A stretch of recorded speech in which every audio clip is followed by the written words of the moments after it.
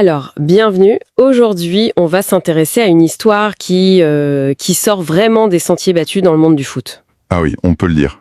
Quand on a vu ce profil, on s'est dit qu'il fallait absolument qu'on en parle. Oubliez un peu les trajectoires toutes tracées, les académies européennes. Le formatage classique. Exactement. Là, on va parler d'un joueur qui a pris la map monde comme plan de carrière. Il s'agit du défenseur sénégalais Ousmane Ndong. Il a 25 ans. Et pour préparer cette discussion, on a décortiqué un portrait de sa carrière qui est juste fascinant. Et la question qu'on se pose, c'est simple. Comment un joueur qui a joué aux quatre coins du globe peut aujourd'hui devenir potentiellement une solution pour le Sénégal? C'est la question. Et ce qui rend le sujet brûlant, c'est son arrivée toute récente à l'été 2026 en Russie, au club d'Akhmat Grozny. En première ligue russe, donc. Voilà. Et ça, c'est pas anodin. C'est peut-être le moment où le globetrotter sort de l'ombre pour de bon. C'est un cap décisif. Alors, explorons ça. Commençons par ce qui saute aux yeux, ce qui est le plus fou chez lui, son itinéraire. Une odyssée, c'est le mot. C'est juste dingue quand on regarde la liste. Vas-y, dis-nous. On parle de l'Argentine, de l'Uruguay, de l'Équateur, et puis l'Iran. L'Iran. C'est un grand écart total. Complètement. Le chemin habituel pour un jeune Sénégalais, c'est la France, la Belgique. C'est un système bien rodé. Lui, il a pris l'école sud-américaine. Et cette expérience en Argentine, il faut qu'on s'y arrête. L'article qu'on a lu insiste là-dessus. Il est le tout premier Sénégalais à jouer en première division là-bas. C'est énorme. Ce n'est pas rien, c'est un championnat réputé très, très dur, mais aussi assez fermé au profil africain, non ? Extrêmement. Et du coup, ça nous amène au cœur du sujet. Qu'est-ce que ça lui a apporté ? Une trempe, un blindage mental. J'imagine. Il a dû se construire tout seul. Il faut s'imaginer. La langue, la culture, un jeu où chaque duel est un combat. Il n'a pas été couvé dans un centre de formation, il a été jeté dans le grand bain. C'est peut-être ça, sa plus grande force au final. Je pense, oui. Il a évité le battage médiatique, il s'est construit dans l'ombre. Ce n'est pas un produit de formation, c'est un survivant du football mondial. Un survivant, j'aime beaucoup l'image. Et ce côté combattant, on le retrouve dans son surnom, j'imagine. Papa Ramos.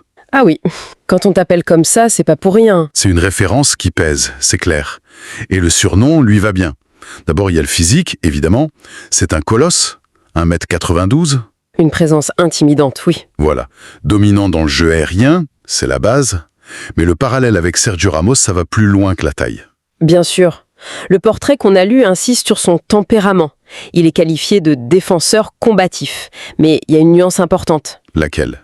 Agressivité maîtrisée. Et c'est toute la différence, non ? Entre un bon défenseur et un simple boucher. Absolument. C'est là que tu vois l'intelligence de jeu, sûrement affûtée en Amérique du Sud. L'agressivité sans contrôle, ça finit en carton rouge. L'agressivité maîtrisée, c'est l'art de l'anticipation. C'est choisir le bon moment pour le duel. Et à ça, il faut ajouter ce que la source appelle un leadership naturel. C'est-à-dire ? Il replace, il organise, il communique. C'est ça l'esprit Ramos. Une mentalité de patron. J'imagine que les attaquants en Iran n'étaient pas ravis de le croiser. C'est clair. Et cette identité de guerrier, c'est justement ce qui lui a permis d'exploser en Iran. Son passage au Golgoar Sirjan, ce n'est pas juste une ligne sur son CV. C'est là que tout a basculé. Oui, c'est la saison qui a servi de rampe de lancement. Il a transformé son potentiel en vraie performance.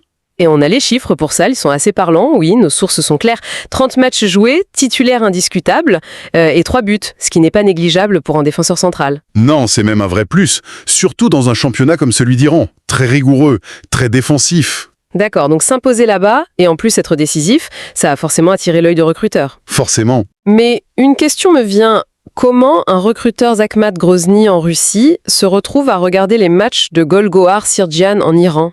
C'est une excellente question. Ça montre comment le recrutement a changé. Il y a 20 ans, c'était improbable. Et aujourd'hui ? Aujourd'hui, avec la data, le scouting vidéo, le monde est petit. Les clubs cherchent la perle rare, le joueur sous-évalué. Ndong, avec ses stats, son gabarit, son âge, il cochait toutes les cases. Le bon coup à faire sur le marché ? Exactement. Un joueur avec une grosse expérience, mais sans le prix d'un joueur formé dans un grand club européen. Ce qui nous amène donc à ce transfert en Russie. Pourquoi est-ce que c'est ce transfert qui est considéré comme le tournant de sa carrière ? Parce que c'est la porte d'entrée vers le football européen de haut niveau. C'est le test ultime. D'accord. D'abord, le niveau en première ligue russe, c'est un cran au-dessus. C'est intense, c'est structuré.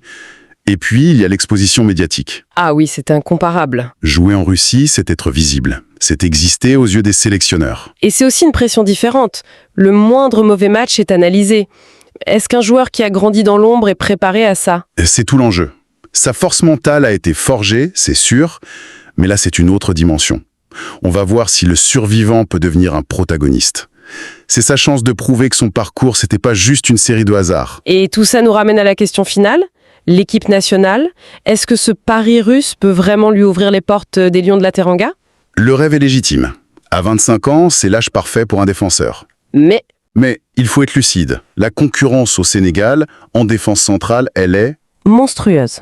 On parle de joueurs qui sont dans les plus grands clubs du monde. Voilà.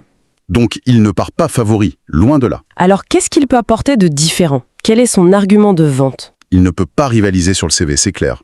Son argument, c'est son profil unique. Hybride.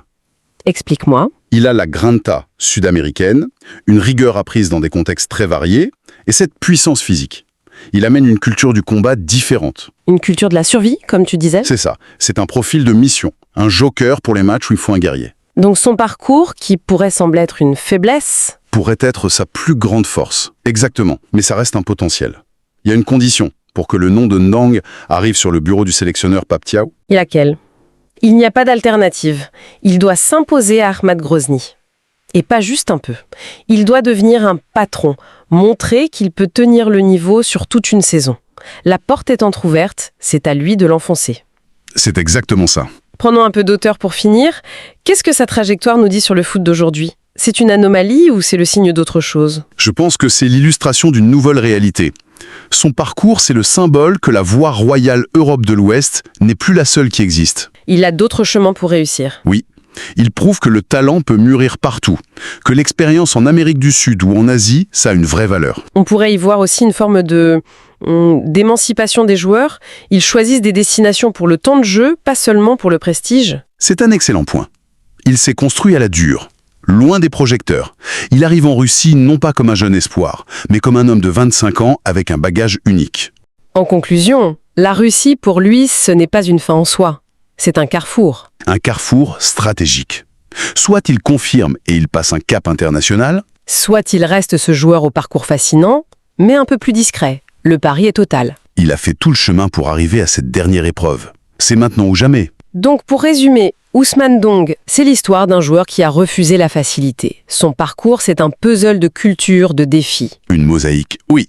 Et à 25 ans, il a enfin sa chance de conquérir l'Europe. Le globe-trotteur est arrivé à l'étape décisive. Son avenir se joue maintenant sur les pelouses russes. Et ça nous laisse avec une question en suspens, pour conclure. Ce parcours si particulier, qui l'a rendu si fort, est-ce que ce sera suffisant? Ou est-ce que l'absence d'une formation européenne classique sera finalement un plafond de verre, un obstacle pour intégrer la tanière des Lions? La réponse, maintenant, c'est lui qui l'a.